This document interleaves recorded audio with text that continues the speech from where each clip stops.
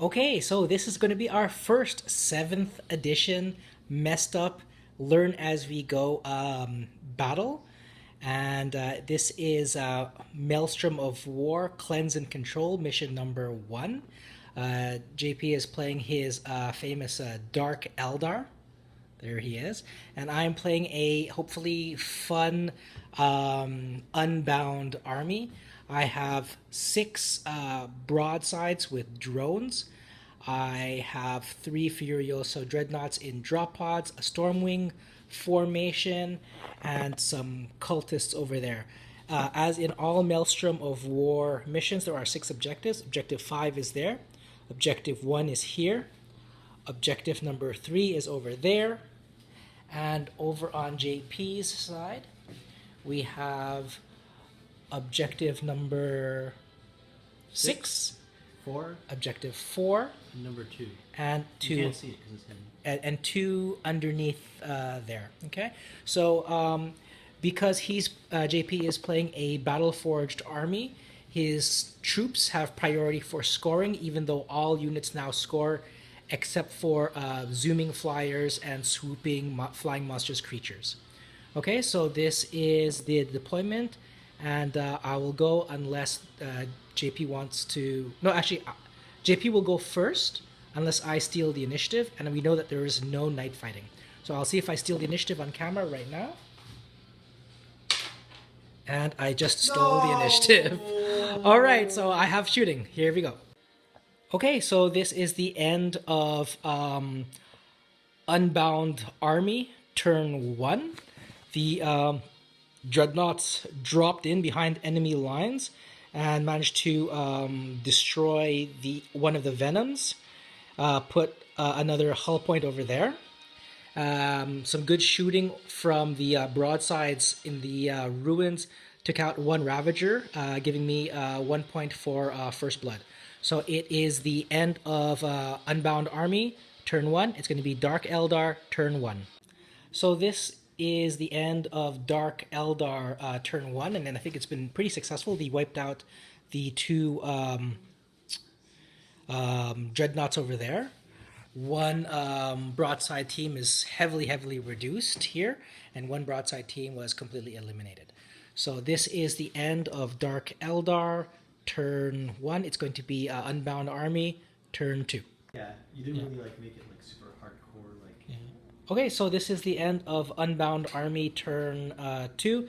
No reserves came in this turn. There was some fire which put a hull point onto this building, and it is now down to 3. So that is the end of Unbound Army, turn 2. It is now Dark Eldar, turn 2.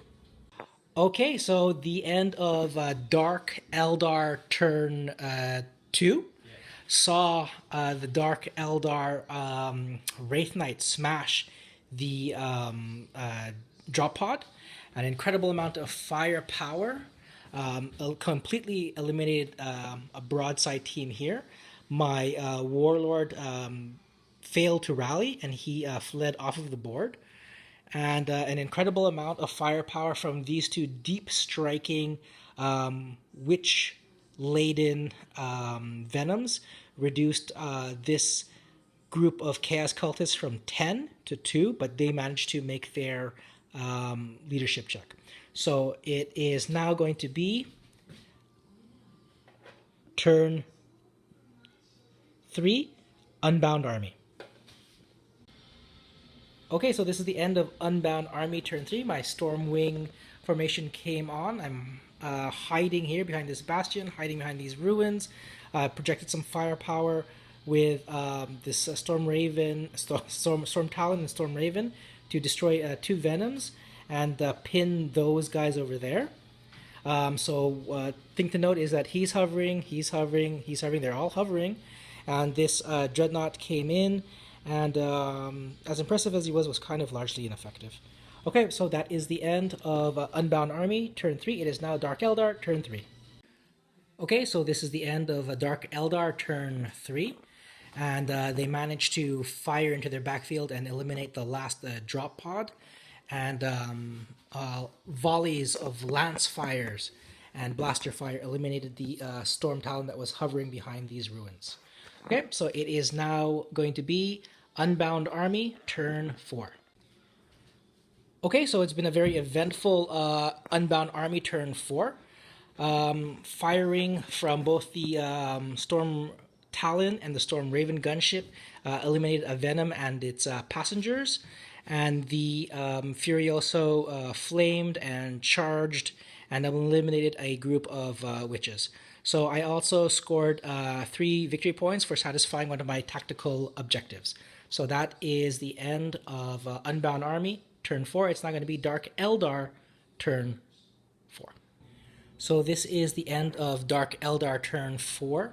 The Unbound Army comes out relatively unscathed, but Dark Eldar forces have moved up in knockout killing blow. So the Wraith Knight came over here, fired, but it jinked, so it's only snap shooting this turn. And in the assault phase, it failed because it was on difficult terrain. And as you can see, many Venoms moved very quickly from their position here into a point-blank firing stance at the Storm Raven. So it is now going to be Unbound Army, turn 5. Okay, so this is the end of Unbound Army, turn 5.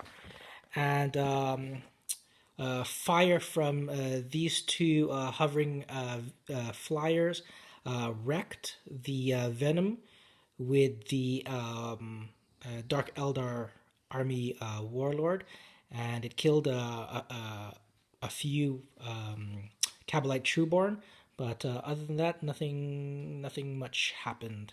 So it's going to be Dark Eldar turn 5, and the game could end at the end of this turn. So this was the end of Dark Eldar turn 5, and the Dark Eldars had a vengeful reaping of the Unbound army.